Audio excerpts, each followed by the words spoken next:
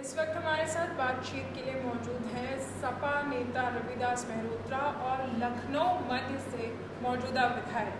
बहुत बहुत स्वागत है आपका हमारे चैनल। धन्यवाद। सर, आपने अपने राजनीतिक करियर की शुरुआत कब से की?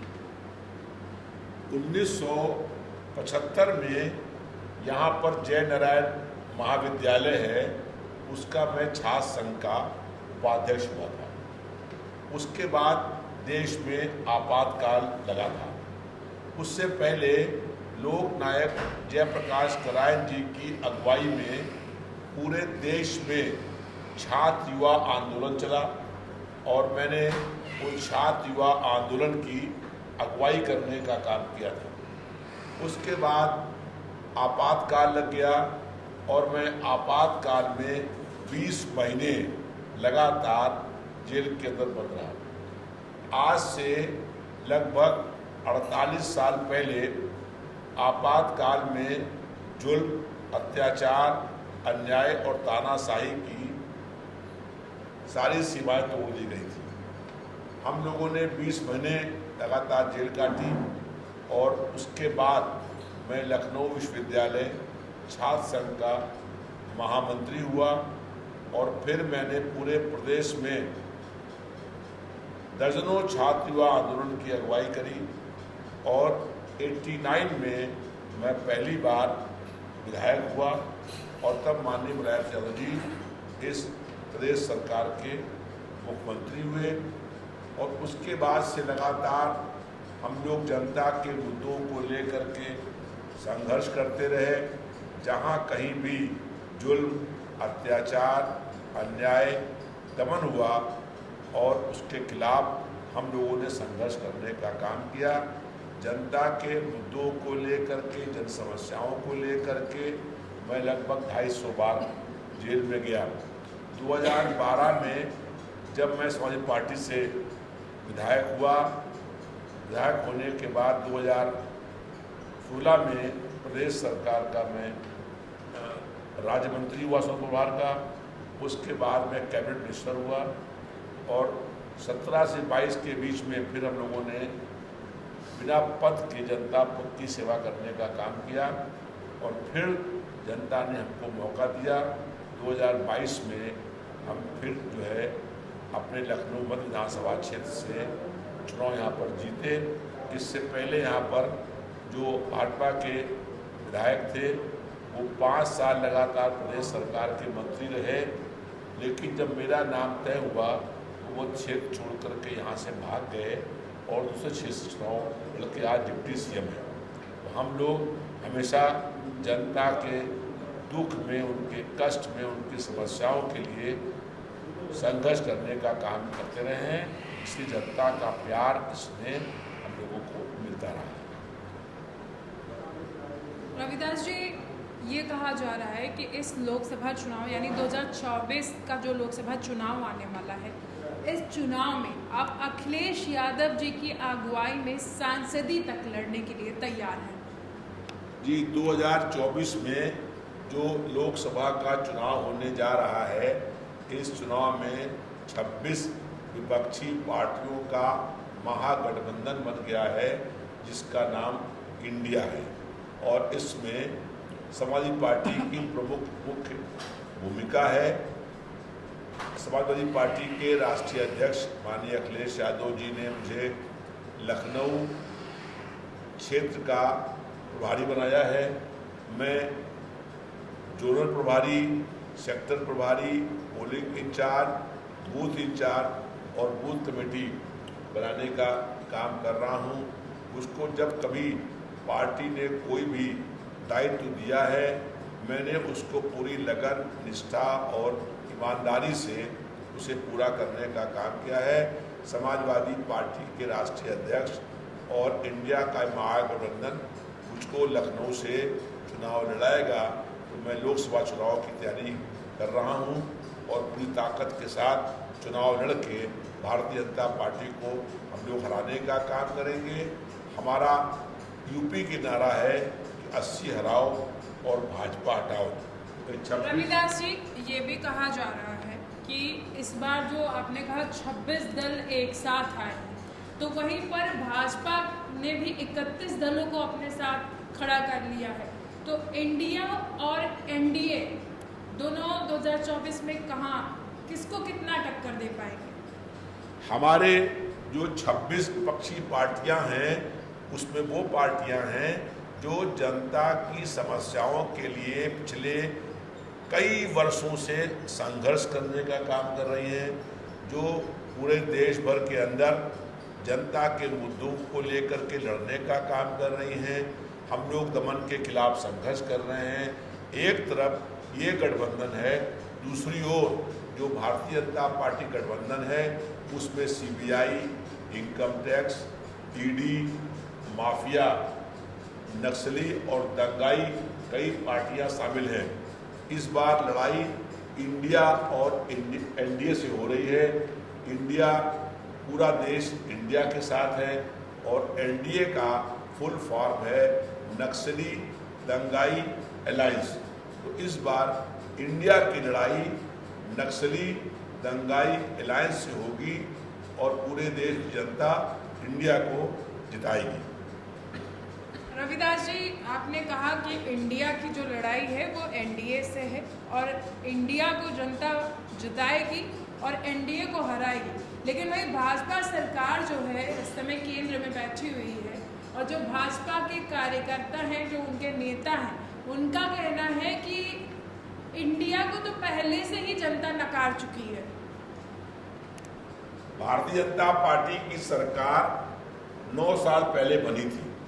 9 साल पहले जो उन्होंने वादे किए थे उसमें से किसी एक वादे को पूरा करने का काम नहीं किया है। 9 साल पहले कहा था कि हम महंगाई को कम करेंगे। महंगाई कम करने के स्थान पर महंगाई में कई गुना वृद्धि हो गई, जनता का जीवन दुभर हो गया। पहले कहते थे कि डीजल, पेट्रोल, गैस महंगी है, इसको हम कम करेंगे, लेकिन 9 साल में पेट्रोल, डीजल और गैस के दामों में बेतहाशा वृद्धि हुई। 9 साल पहले कहते थे कि हम हर साल 2 करोड़ लोगों को रोजगार देंगे, नौकरियां देंगे। 9 साल में 18 करोड़ नौजवान कहाँ हैं जिन्हें रोजगार मिला? जो लोग रोजगार में लगे थे उनका रोजगार छीनने का काम भाजपा सरकार ने किया। 9 साल पहले कहते थे कि हम ब्लैक मनी इस देश में लेकर के आएंगे और हर गरीब के खाते में 15-20 लाख रुपया देंगे। किसी एक आदमी के खाते में 15-20 लाख तो दूर की बात है, 15-20 हज़ार भी नहीं आए। पहले कहते थे किसानों की आमदनी दुगनी करेंगे। किसानों की आमदनी दुगनी होने के स्थान पर उनकी आमदनी पहले से कम हो गई। पहले कहते थे, 9 साल पहले भाजपा कहती थी कि हम देश नहीं बिकने देंगे। अब बैंक बिक गए, लाल किला बिक गया, LIC बिक गई, रेलवे बिक गई, एयरपोर्ट बिक गए और इंडियन एयरलाइंस तक बिक गई। तो भारतीय जनता पार्टी की कतरी और करनी में जमीन आसमान का अंतर है। अगर भारतीय जनता पार्टी के मोर्चे में हिम्मत, साहस है तो जो उन्होंने 9 साल पर काम किए हैं उस नाम पर ये वोट मांगने का काम करें। भारतीय जनता पार्टी चुनाव से पहले सांप्रदायिक ध्रुवीकरण करना चाहती है और जनता का मुख्य मुद्दों से जनता का ध्यान बांटना चाहती है। अगर जनता के मुद्दों पर चुनाव हो तो भारतीय जनता पार्टी को पूरे देश में 10 सीट भी नहीं मिलने वाली। रविदास जी, समाजवादी पार्टी को लगातार ये कहा जाता है कि वो मुस्लिम हितैषी है, मुस्लिमों के लिए ज़्यादा वो करती है। अभी तक तो जितनी भी समाजवादी की सरकार बनी है उसमें मुस्लिमों का वो ज़्यादा विकास की है। तो इसी को लेकर के जो उत्तर प्रदेश की 29 सीटें हैं जो मुस्लिम बाहुल्य मानी जाती हैं, उन पर समाजवादी पार्टी की क्या रणनीति है 2024 को लेकर? देखिए, भारतीय जनता पार्टी लगातार जो दलित, पिछड़े वर्ग के लोग, अल्पसंख्यक हैं, इन पर जुल्म, अत्याचार और अन्याय करती है। अगर भारतीय जनता पार्टी की सरकार किसी विशेष धर्म पर, किसी विशेष जाति पर अत्याचार करने का काम करेगी तो हम लोग उसके खिलाफ लड़ने का काम करेंगे। भारतीय जनता पार्टी तो अभी पसमानदा स्नेह यात्रा शुरू करने वाली है मुस्लिमों को रिझाने के लिए। आपकी पार्टी की तरफ से क्या है जो मुस्लिमों को अपनी तरफ कर सके? देखिए, भारतीय जनता पार्टी की कथनी और करनी में जमीन आसमान का अंतर है। भारतीय जनता पार्टी जो है, हम लोग ये चाहते हैं कि दलित को, पिछड़ों को और जो अल्पसंख्यक मुस्लिम लोग हैं उनको उनका हक, उनका अधिकार, उनको न्याय और सम्मान मिले। अभी चुनाव हो रहे थे नगर निकाय के, तो भारतीय जनता पार्टी ने पिछड़ों का आरक्षण खत्म करवाने का प्रयास कर दिया और हाई कोर्ट में आदेश हो भी गया। फिर हम लोग सुप्रीम कोर्ट गए और हमने कहा कि बिना पिछड़ों के आरक्षण के हम नगर निकाय के चुनाव होने नहीं देंगे। भारतीय जनता पार्टी की यह साजिश थी कि पहले पिछड़े वर्ग का आरक्षण खत्म करें, उसके बाद जो दलित हैं उनका आरक्षण खत्म करने का काम करें।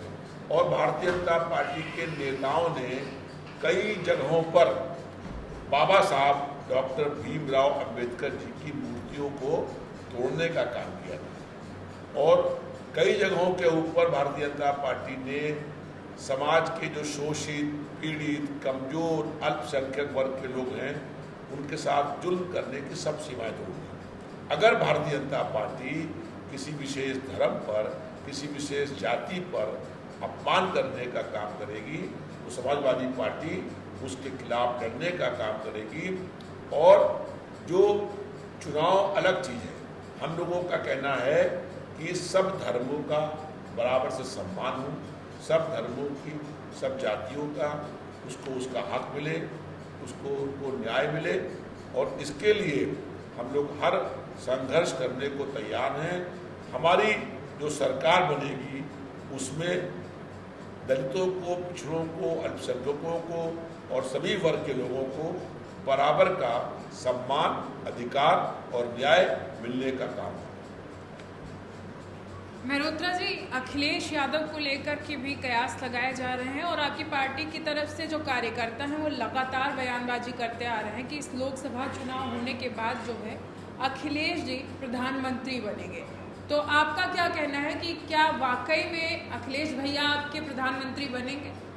समाजवादी पार्टी के सभी कार्यकर्ताओं जो हैं अखिलेश यादव जी के साथ में हैं और हम सब लोग ये चाहते हैं कि अखिलेश यादव जी देश के अगले नए प्रधानमंत्री बने।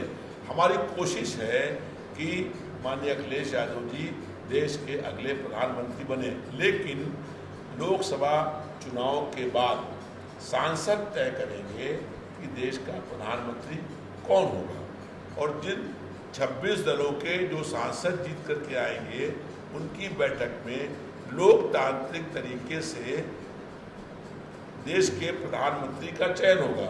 हमारी कोशिश होगी, क्योंकि हमारे नेता अखिलेश यादव जी हैं, कोशिश होगी कि वो देश के अगले प्रधानमंत्री हों। मेहरोत्रा जी, एनडीए की तरफ से कहा जा रहा है कि जब इनका मुखिया ही नहीं तय है तो ये लड़ाई कैसे लड़ेंगे? जब इनका नेता ही नहीं फिक्स है कि अखिलेश होंगे या फिर नीतीश होंगे या ममता बनर्जी होंगी, तो लड़ाई ये किसके सहारे लड़ना चाहते हैं? भारतीय जनता पार्टी का तानाशाही विश्वास है। उनके वहाँ पर तय है कि एक ही नाम है, एक ही आदमी है जो प्रधानमंत्री होगा, वो है नरेंद्र मोदी। हमारी पार्टी के अंदर 26 दल मिले हैं, 26 पार्टियों के नेता हैं।